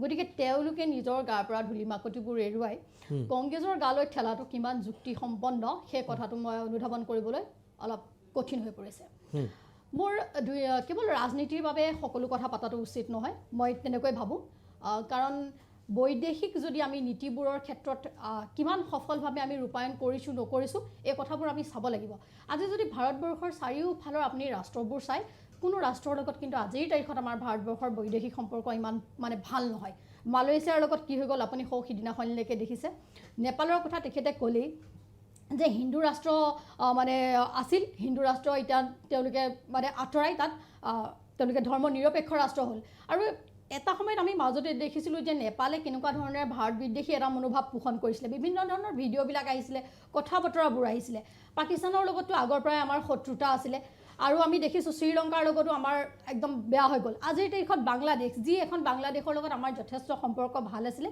সেই কংগ্ৰেছৰ দিনতেই হওক বা সেই বিজেপিৰ দিনতেই হওক কিন্তু এই বিগত সময়খিনিত আমি এটা কথা চাব লাগিব যে মই যি কৰ্ম কৰিম সেই কৰ্ম কিন্তু এদিন মোলৈ ঘূৰি আহিব গতিকে দেশখনৰ আমাৰ ইণ্টাৰনেল পলিচিবিলাকত যি হৈ আছে আমাৰ জনগণৰ লগত সেই একেটা বস্তু যেতিয়া মানে বেলেগৰ লগত হ'ব বা আমাৰ মানুহখিনিৰ লগত হ'ব তেতিয়া সেই বস্তুটো কেনেকুৱা হ'ব আমি সকলোৱে গম পাওঁ শ্বেখ হাছিনা ডাঙৰীয়ানীও কৈছে যে যি এই বাংলাদেশত ৰাজনৈতিক প্ৰেক্ষাপট সলনি হ'ল তাত আমেৰিকাৰ ভূমিকা আছে বুলি তেখেতে স্পষ্ট ৰূপত কৈছে গতিকে আমেৰিকাৰ যেতিয়া স্পষ্ট ভূমিকা আছেই তেখেতলোকৰ আজি হৈ থকা ঘটনা আৰু পৰিঘটনাটো আমেৰিকাৰ নিশ্চয় হাত আছে তেখেতলোকৰ আমেৰিকাত আজিৰ তাৰিখত মানে ৰাজনৈতিক প্ৰেক্ষাপট সলনি হ'ব পাৰে ডাঙৰ কথা নহয় কিন্তু তেওঁলোকৰো যে কিবা এটা ভূমিকা আছে সেইটোকো আপুনি নুই বুলি ক'ব নোৱাৰে আজি সব ফালৰ পৰা শুনিছে আজি দাদাই কৈছে সঞ্জীৱ দাদাই যে চৰকাৰে কোৱা নাই চৰকাৰে নকলেও চৰকাৰৰ বিষয় বাবদ থকা প্ৰত্যেকজনৰ মুখেদি যেতিয়া হিন্দু ৰাষ্ট্ৰ এটা শব্দ ওলাই থাকিব আজিৰ তাৰিখত বাংলাদেশত এই মৌলবাদী ৰাষ্ট্ৰ বা ইছলামিক ৰাষ্ট্ৰ বুলি কওঁতে আমাৰ মনত কেনেকুৱা হয় গতিকে কথাবোৰ মই ভাবোঁ এখন দেশ যদি আমি সুচাৰুৰূপে পৰিচালনা কৰিবলৈ হয় আমি আমাৰ সেই দেশত বসবাস কৰা মাইনৰিটিছসকলকো আমি মানৱীয় দৃষ্টিকোণেৰে চাব লাগিব আৰু প্ৰথম লক্ষ্য হ'ব লাগিব আমাৰ দেশখনক আমি কেনেকৈ আগবঢ়াই লৈ যাওঁ সুজলা সুফলা শস্য চামলা সকলো মানুহক যাতে আমি মানৱীয় প্ৰমূল্যবোধেৰে আমি আগবঢ়াই লৈ যাওঁ সেইটোহে আমাৰ কাম্য হোৱা উচিত আজি যদি আমি ইয়াত মাইনৰিটিসকলক অত্যাচাৰ অনাচাৰ কৰোঁ বেলেগ দেশতো আমাৰ মাইনৰিটিছ যিসকল হিন্দু আমাৰ মাইনৰিটিছ হিচাপে আছে তেখেতলোকৰ ওপৰত অত্যাচাৰ অনাচাৰ হ'ব যিটো কথা আমি যিটো কথাত নেকি আমি মানে বহুত ভয় সংশয় কৰি থাকোঁ আৰু আমাৰ দুখ লাগে সেয়েহে আমি বিচাৰিম যে যিকোনো মানে পৰিৱেশ পৰিস্থিতি যেনেকুৱাই নহওক কিয় ভাৰত চৰকাৰে এটা স্পষ্ট পদক্ষেপ ল'ব লাগে আৰু আমাৰ হিন্দুসকলৰ তাত সুৰক্ষাৰ কথা আচলতে ভাৰত চৰকাৰে নিশ্চিতি প্ৰদান কৰিব লাগে কাৰণ এই হিন্দুসকলৰ সুৰক্ষা নিশ্চিতি প্ৰদান কৰিয়ে শ্ৰীমতী ইন্দিৰা গান্ধীয়ে বাংলাদেশ সৃষ্টিত অৰিহণা যোগাইছিলে এই কথাখিনি নস্যাৎ কৰিব কোনেও নোৱাৰে আৰু সেয়েহে অটল বিহাৰী বাজপেয়ী ডাঙৰীয়ানীয়ে শ্ৰীমতী ইন্দিৰা গান্ধীক দেৱী দুৰ্গাৰ লগত তুলনা কৰিছে এই কথাখিনি আমি পাহৰি গ'লে নহ'ব আৰু ভাৰত চৰকাৰে এইকাৰণে এটা সোনকালে সিদ্ধান্ত ল'ব লাগে যে বাংলাদেশত হৈ থকা প্ৰতিটো ঘটনা পৰিঘটনা কিন্তু আমাৰ অসমত সাংঘাতিক ধৰণে প্ৰভাৱ পৰে সেইকাৰণে আপোনালোকে জানে যে কাখন লাগু হওঁতে আমি প্ৰতিবাদ কৰিছিলোঁ কিন্তু এতিয়া এটা প্ৰশ্ন আমাৰ মনত উদয় হয় এই যে কাখন তেওঁলোকে লাগু কৰিলে তেওঁলোকে কি গম পাইছিলে নেকি যে বাংলাদেশত এনেকুৱা কিছুমান মানে ঘটনা পৰিঘটনাৰ সৃষ্টি হ'ব যাৰ বাবে তেওঁলোকে কাখন আমাৰ 5জন ল'ৰাক হত্যা কৰি হ'লেও তেওঁলোকে ৰূপায়ণ কৰিছিলে গতিকে এই কথাবোৰ আমি চাব লাগিব আজি আমি কাক গুৰুত্ব দিব লাগিব আজি আমি মানৱীয় দৃষ্টিকোণেৰে চাবলৈ গ'লেও আমি প্ৰথম অসমীয়া খিলঞ্জীয়াৰ কথা চাব লাগিব অসমীয়া ভাষা সংস্কৃতিৰ কথা আমি চাব লাগিব কিন্তু আজি এই চৰকাৰখনে সকলোতকৈ যদি ঠগিছে মই ভাবোঁ অসমীয়া খিলঞ্জীয়াসকলক ঠগিছে কাৰণ না আমাক 6 জনজাতিকৰণ কৰিলে না আমাক খিলঞ্জীয়াৰ সুৰক্ষা কবচ দিছে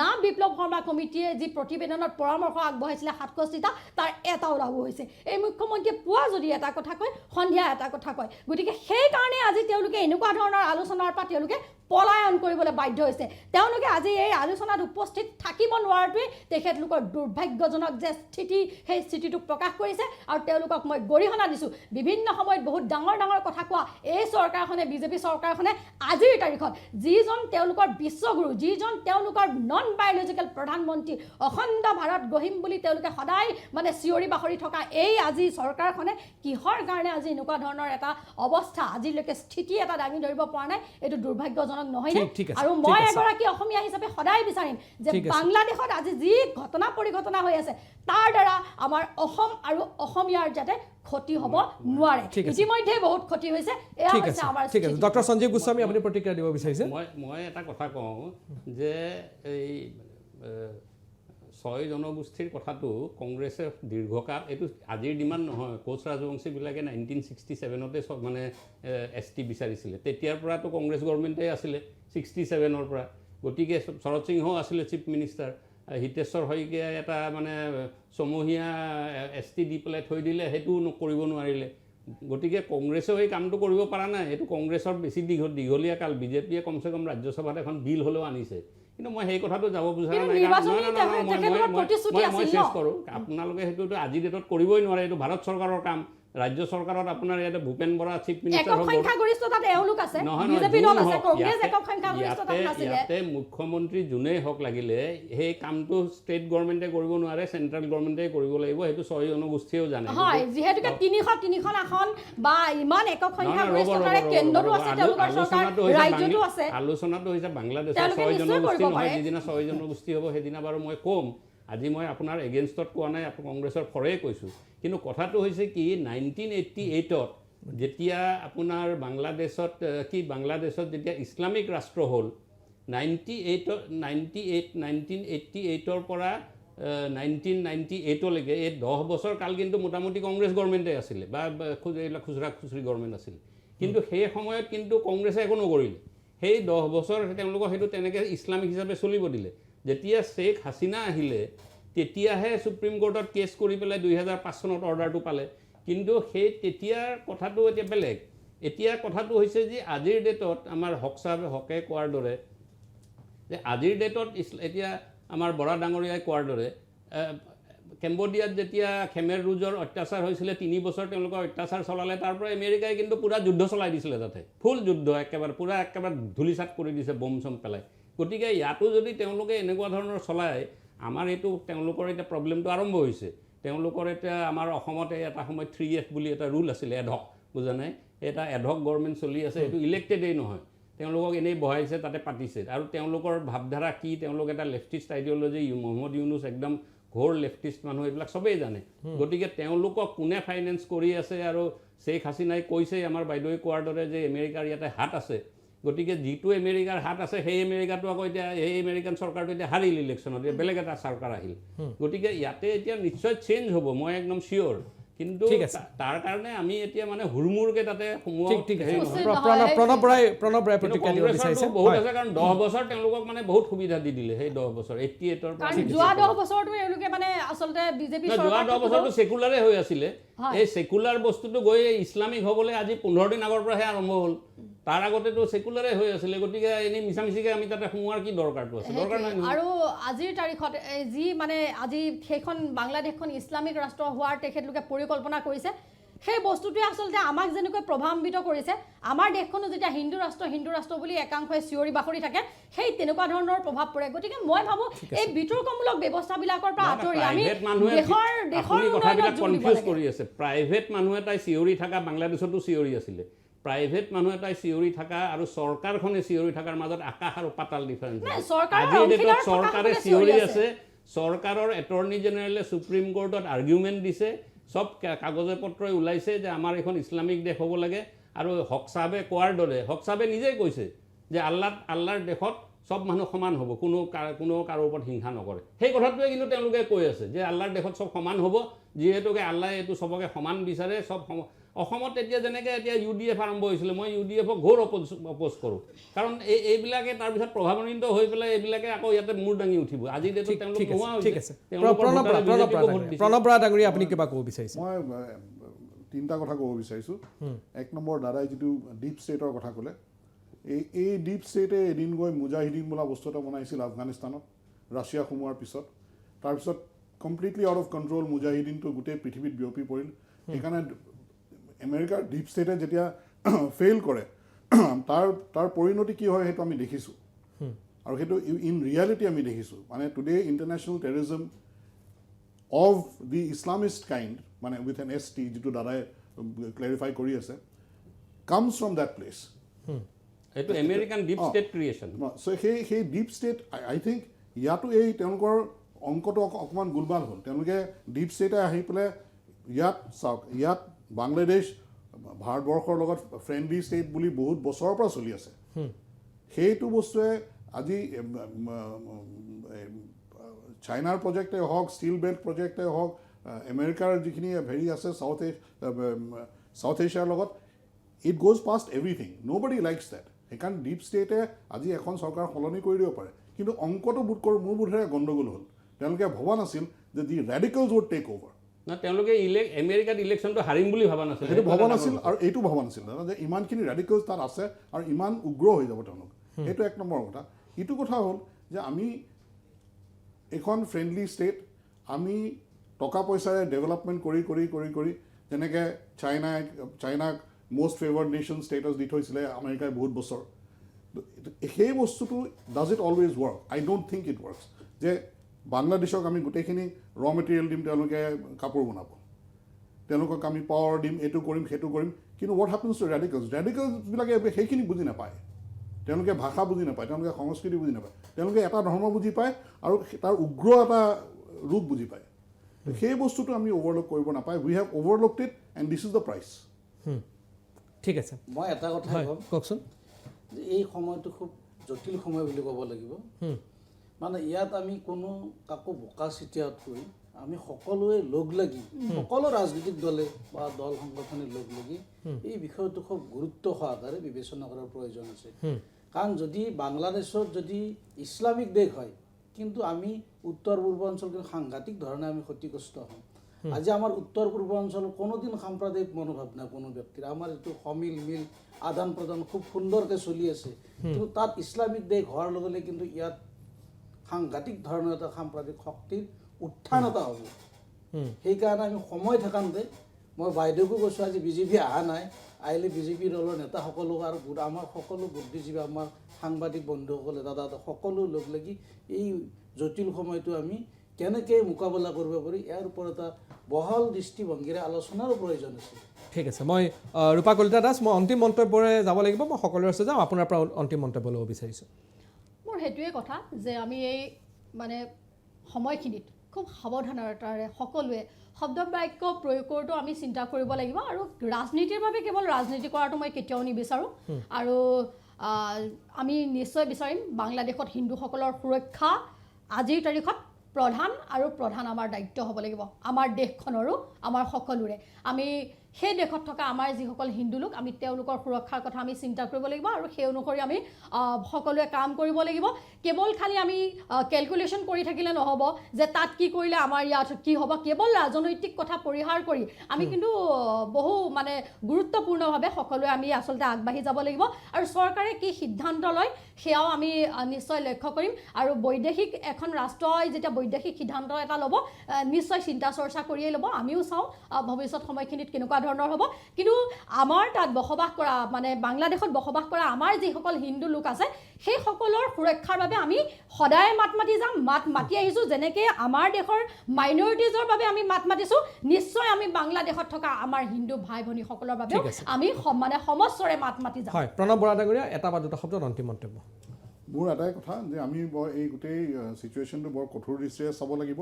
এইটো এটা ধেমালি হৈ থকা নাই, আৰু তাত এই মুহূৰ্তত এখন চৰকাৰ নাই। দিছ is a rogue state and this is a failed state, আৰু তাৰ চব ইণ্ডিকেশ্যন আমি পাইছোঁ। সেইকাৰণে আমাৰ ষ্টেণ্ডটো খুব কঠোৰ হ'ব লাগিব। আৰু প্ৰথম ষ্টেপটো যিটো, it has to be economic sanctions, it has to be political isolation, and eventually it has to be, যদি এই বস্তুটো এতিয়াই কাম নেকাটে, then there has to be intervention, and that is physical intervention. ঠিক আছে, হক ডাঙৰীয়া, অন্তিম মন্তব্য আপোনাৰ পৰা ল'ব বিচাৰিছোঁ। মই বিচাৰোঁ বাংলাদেশত থকা আমাৰ হিন্দু ভাইসকলৰ সুৰক্ষিত হ'বই লাগিব। ইয়াৰ কাৰণে বাংলাদেশৰ চৰকাৰক আমি দাবী জনাইছোঁ, আৰু আমাৰ চৰকাৰে আৰু আমাৰ সকলো দলে লগ লাগি আমাৰ দেশৰ তেওঁলোক এটা হেঁচা প্ৰয়োগ, কম সময়ৰ ভিতৰত হেঁচা প্ৰয়োগ এটা কৰাৰ খুব প্ৰয়োজন আছে। ঠিক আছে, ডক্টৰ সঞ্জীৱ গোস্বামী। মই কংগ্ৰেছৰ মুখপাত্ৰৰ পৰা এই কথাটো জানি ভাল লাগিছে যে কালি তেওঁলোকে এইটো লৈ প্ৰটেষ্ট কৰিব। লোকজাগৰণ মঞ্চৰো কালি কিবা প্ৰটেষ্ট আছে, গতিকে এইটো এটা ভাল হৈছে যে চব দলে এইটো প্ৰটেষ্ট কৰা উচিত। আৰু মই ভাবোঁ যে অকল বাংলাদেশত হিন্দুৰ সুৰক্ষাৰ কথা ক'লেই নহ'ব। মোৰ মতে এই চৰকাৰখন যিখন আছে এডহক চৰকাৰ, সেই চৰকাৰখনে ইয়াৰ পৰা যাব লাগিব, কাৰণ এইখন চৰকাৰে কণ্ট্ৰল কৰিব নোৱাৰে, তেওঁলোকৰ কোনো সেই কেপাচিটিয়ে নাই। গতিকে তেওঁলোকৰ এইখন চৰকাৰটি নহ'ব, তেওঁলোকৰ এখন ছেকুলাৰ চৰকাৰ আহিব লাগিব, ছেকুলাৰ গভৰ্ণমেণ্ট হ'ব লাগিব, তেতিয়াহে এইটো বস্তুটো সাম কাটিব। হয়, ধন্যবাদ জনাইছোঁ প্ৰণৱ বৰা ডাঙৰীয়া, আপোনাক ধন্যবাদ জনাইছোঁ।